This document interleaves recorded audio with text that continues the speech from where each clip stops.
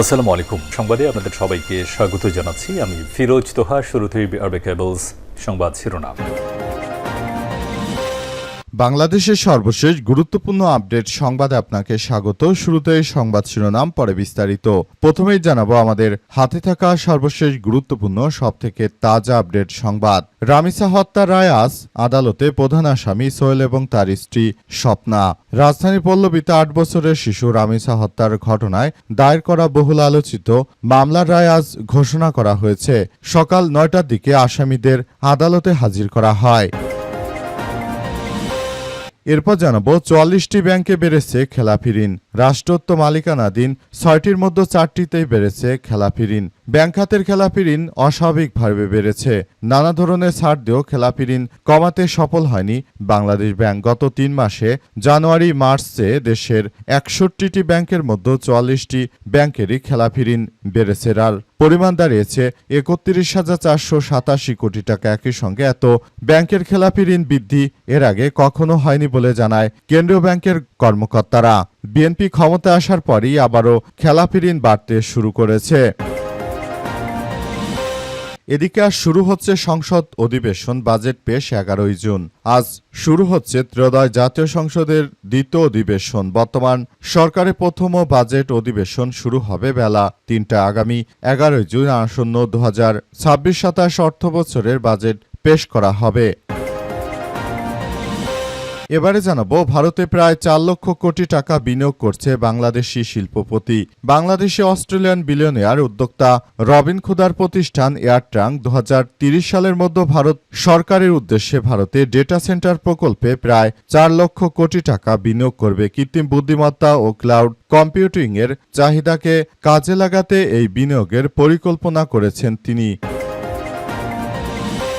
এদিকে বাংলাদেশে ফিরল লেবাননে ইসরায়েলি ড্রোন হামলায় নিহত ২ বাংলাদেশির মরদেহ। দেশে ফিরল লেবাননে ইসরায়েলি ড্রোন হামলায় নিহত ২ বাংলাদেশির মরদেহ।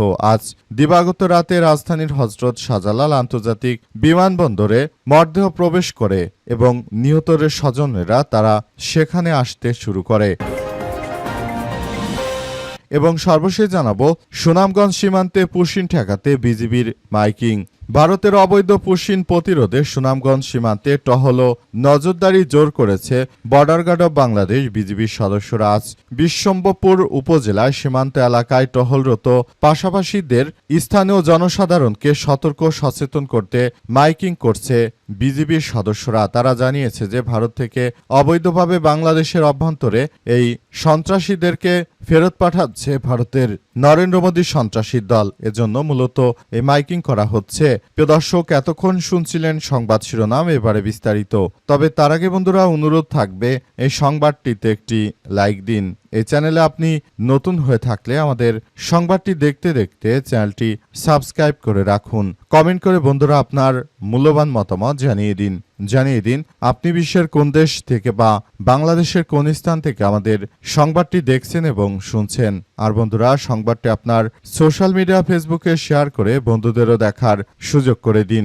আজকের এই সংবাদ সম্পর্কে আপনার মূল্যবান মতামত কমেন্ট বক্সে কমেন্ট করে জানিয়ে দিন। গাজা যুদ্ধে আপনি যদি নিরীহ ফিলিস্তিনিদের ভালোবেসে থাকেন বন্ধুরা, পুরো বিশ্বকে আমাদের এই তাজা আপডেট সংবাদটি কমেন্টের মাধ্যমে জানিয়ে দিন। এবারে বিস্তারিত। রামিসা হত্যার ঘটনায় আজ আদালতে প্রধান আসামি সোহেল এবং তার স্ত্রী স্বপ্না। রাজধানীর পল্লবীতে ৮ বছরের শিশু রামিসা হত্যার ঘটনায় দায়ের করা বহুল আলোচিত মামলার রায় ঘোষণা করা হবে আজ ৯টার দিকে আসামিদের আদালতে হাজির করা হয়েছে। রামিসা হত্যার পর বহুল আলোচিত মামলার রায় আজ ঘোষণা করা হবে। ঢাকা মহানগর শিশু সহিংস দমন ট্রাইব্যুনালের বিচারক মাসরুর সালেকিন এই মামলার রায় ঘোষণা করছেন। গত ১৯ মে পল্লবীতে নিজ বাসার পাশে একটি ফ্ল্যাটে ধর্ষণ ও হত্যার শিকার হয় দ্বিতীয় শ্রেণীর ওই শিক্ষার্থী। এই ঘটনার পর দেশ জুড়ে তীব্র ক্ষোভ ও প্রতিবাদের সৃষ্টি হয়। দ্রুত বিচার নিশ্চিত করার দাবি ওঠে বিভিন্ন মহল থেকে। রাষ্ট্রের সর্বোচ্চ পর্যায় থেকে দ্রুত বিচার সম্পন্ন করার আশ্বাস দেওয়া হয়েছে। এই ঘটনার দিনই প্রধান আসামি সোহেল রানাকে নারায়ণগঞ্জের ফতুল্লা এলাকা থেকে গ্রেপ্তার করে পুলিশ। একই সঙ্গে আটক করা হয় তার স্ত্রী স্বপ্না আক্তারকে। পরের দিন শিশুটির বাবা পল্লবী থানায় মামলা দায়ের করেন। মামলায় সোহেল রানাকে প্রধান আসামি এবং স্ত্রী স্বপ্না আক্তারকে অজ্ঞাতনামা আরও কয়েকজনকে আসামি করা হয়। নারী শিশু দমন আইন ও দণ্ডবিধি ৩০২/২০১ ধারায় মামলাটি রুজু করা হয়। তদন্ত চলাকালে ডিএনএ রিপোর্ট, ফরেনসিক আলামত, ময়নাতদন্ত প্রতিবেদন এবং ঘটনাস্থল থেকে উদ্ধার করা হয় বিভিন্ন আলামত সংগ্রহ করে তদন্ত সংস্থাদের দাবি, সংগৃহীত সাক্ষ্য প্রমাণে আসামিদের বিরুদ্ধে অভিযোগের যথেষ্ট ভিত্তি পাওয়া গেছে এবং আসামিদেরকে দ্রুত গ্রেপ্তার করে তারপর তাদেরকে আসামিদের আদালতে সোপর্দ করা হয়েছে এবং বর্তমানে আজ তাদের বিচার করা হবে, তাদেরকে ফাঁসির রায় দেওয়া হবে এমন কথাই শোনা যাচ্ছে। তবে বিচার হলেই মূলত বিষয়টি স্পষ্টভাবে জানা যাবে। ৪৪ ব্যাংকে বেড়েছে খেলাপি ঋণ। ব্যাংক খাতের খেলাপি ঋণ অস্বাভাবিকভাবে বেড়েছে। নানা ধরনের ছাড় নিয়েও খেলাপি ঋণ কমাতে সফল হয়নি বাংলাদেশ ব্যাংক। গত ৩ মাসে জানুয়ারি-মার্চে দেশের ৬১টি ব্যাংকের মধ্যে ৪৪টি ব্যাংকেরই খেলাপি ঋণ বেড়েছে, যার পরিমাণ ৩১,৪৮৭ কোটি টাকা। একই সঙ্গে এত ব্যাংকের খেলাপি ঋণ এর আগে কখনোই হয়নি বলে জানায় কেন্দ্রীয় ব্যাংকের কর্মকর্তারা। তারা জানায় যে নানা কারণে ব্যবসা বাণিজ্য বেশ চাপের মধ্যে রয়েছে, যার কারণে ঋণ আদায় করা যাচ্ছে না। আবার ডিসেম্বরের প্রান্তিকে অনেক ব্যাংক খেলাপি ঋণ কম দেখিয়েছিল। কেন্দ্রীয় ব্যাংকের পরিদর্শনে পরবর্তী সময়ে অনেকেই খেলাপি উদ্ঘাটন হয়েছে। এসব কারণে খেলাপি ঋণ বাড়ছে। বাংলাদেশ ব্যাংকের তথ্য অনুযায়ী গত মার্চ শেষে ব্যাংক খাতে খেলাপি ঋণের পরিমাণ দাঁড়িয়েছে ৫,৮৮,৭০৪ কোটি টাকা, যা মোট ঋণের ৩২.26%। যদিও ডিসেম্বর শেষে খেলাপি ঋণ ছিল ৫,৫৭,২৭১ কোটি টাকা, যা মোট ঋণের ৩০.৬০%। সরকারি ৬ ব্যাংকের ৪টিতেই খেলাপি বেড়েছে। গত মার্চ শেষে রাষ্ট্রোক্ত ৬টি ব্যাংকের খেলাপি ঋণ দাঁড়িয়েছে ১,৪৯,৭৮৫ কোটি টাকা, যা ৪৫.৮৫%। ডিসেম্বর শেষে যা ছিল ৪৬,১০৮ কোটি টাকা, অর্থাৎ ৩ মাসে এসব ব্যাংকের খেলাপি ঋণ বেড়েছে ৩,৬৭৭ কোটি টাকা। আজ শুরু হচ্ছে সংসদ অধিবেশন। বাজেট পেশ ১১ জুন। আজ শুরু হচ্ছে ত্রয়োদশ জাতীয় সংসদের অধিবেশন। বর্তমান সরকারের প্রথম বাজেট অধিবেশন শুরু হবে বেলা ৩টায়। আগামী ১১ জুন আসন্ন ২০২৬-২৭ অর্থ বছরে বাজেট পেশ করা হবে। বাজেট অধিবেশন ঘিরে সংসদে সোচ্চার হচ্ছে বিরোধী দল বাংলাদেশ জামাত ইসলামী সহ ১১ দলীয় ঐক্য। পাশাপাশি পবিত্র ঈদুল আজহার ছুটির আমেজ কাটে পূর্ব ঘোষিত বিভাগীয় সমাবেশকে কেন্দ্র করে রাজপথে ফের সক্রিয় হচ্ছে ১১ দলীয় ঐক্য। জুলাই সনদ ও গণভোটের রায় বাস্তবায়নের দাবির সঙ্গে বিদ্যুৎ, জ্বালানি মূল্যবৃদ্ধি ও আইনশৃঙ্খলা পরিস্থিতি, ইসলামী ব্যাংকে বিতর্কিত ব্যক্তিকে চেয়ারম্যান নিয়োগ সহ সাম্প্রতিক বিষয়গুলো যুক্ত হবে তাদের আন্দোলনের কর্মসূচিতে। জোটগত ছাড়াও আলাদাভাবে শরিক দলগুলোর চলমান জনস্বার্থ সংশ্লিষ্ট বিষয়ে প্রতিবাদ বিক্ষোভ সোচ্চার থাকবে বলে জানা গেছে।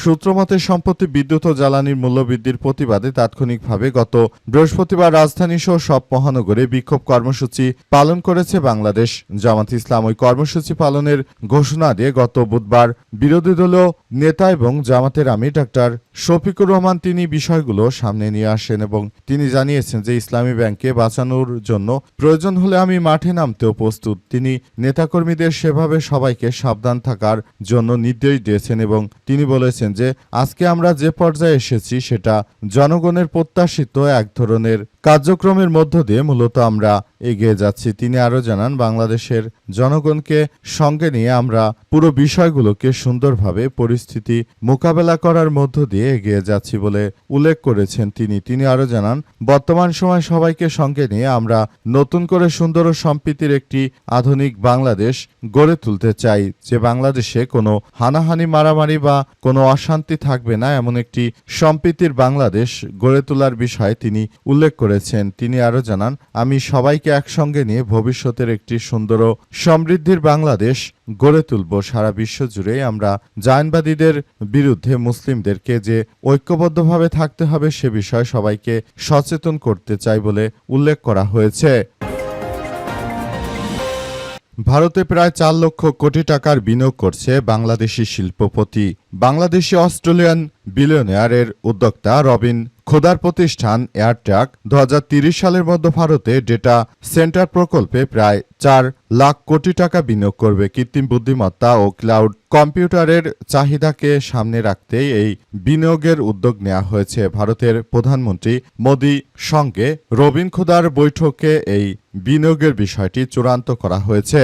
গত শুক্রবার 5 জুন প্রকাশিত এক বিবৃতিতে এয়ারট্রাক জানিয়েছে যে তারা ভারতের বিভিন্ন অঞ্চলে প্রায় 5 গিগাওয়াট ডেটা সেন্টার সক্ষমতা গড়ে তুলতে চায়। রবিন খুদার জন্ম ও বেড়ে ওঠা ঢাকায়। তিনি রাজধানীর শেরেবাংলা নগরীর বাইজিৎ স্কুলে পড়াশোনা করেছেন। মাত্র 18 বছর বয়সে রবিন অস্ট্রেলিয়ায় পাড়ি জমান, সেখানে অ্যাকাউন্টিং নিয়ে পড়তে যান। বর্তমানে অস্ট্রেলিয়ার অন্যতম ধনী ব্যক্তি তিনি। ফোর্বসের তথ্য অনুযায়ী তার সম্পদের পরিমাণ $2 বিলিয়ন থেকেও বেশি। রবিনের প্রতিষ্ঠানে বিনিয়োগের বিষয়টি নিয়ে সামাজিক যোগাযোগ মাধ্যম এক্সে দেয়া পোস্টে মোদি বলেছেন, এই ধরনের বিনিয়োগ ক্লাউড কম্পিউটিং ও কৃত্রিম বুদ্ধিমত্তার বৈশ্বিক কেন্দ্র হিসেবে ভারতের অবস্থানকে আরও শক্তিশালী করবে। একই সঙ্গে এটি কর্মসংস্থান সৃষ্টি করবে এবং উদ্ভাবন নির্ভর প্রবৃদ্ধিতে ত্বরান্বিত করবে। এই প্রকল্পগুলোর মধ্যে সবথেকে বড় হবে পশ্চিম ভারতের মহারাষ্ট্র রাজ্য। চলতি সপ্তাহের শুরুতে মহারাষ্ট্রের মুখ্যমন্ত্রী দেবেন্দ্র ফাড়নাবিস জানিয়েছেন যে এয়ারট্রাক রাজ্যটিকে 3 গিগাওয়াট ক্ষমতা সম্পন্ন একটি ডেটা সেন্টার হাব গড়ে তুলবে এবং সেখানে প্রায় 2 লক্ষ কোটি টাকার বেশি বিনিয়োগ করতে হবে এবং সেখানে এই বিনিয়োগে ব্যাপক উদ্ভাবন এবং সাড়া ফেলতে চলেছে ইন্ডিয়া। মূলত ইন্ডিয়া এখন তথ্য প্রযুক্তির খাতে অনেক বেশি এগিয়ে যাওয়ার চেষ্টা করছে। এরই ধারাবাহিকতায় আজ এই সব বিষয়গুলো খুবই গুরুত্ব সহকারে দেখা হচ্ছে এবং বিষয়গুলোকে খুবই যত্ন সহকারে দেখা হচ্ছে এবং বলা হচ্ছে যে এটি সবার জন্য খুবই গুরুত্ব সহকারে এক ধরনের কার্যক্রম সৃষ্টি করেছে।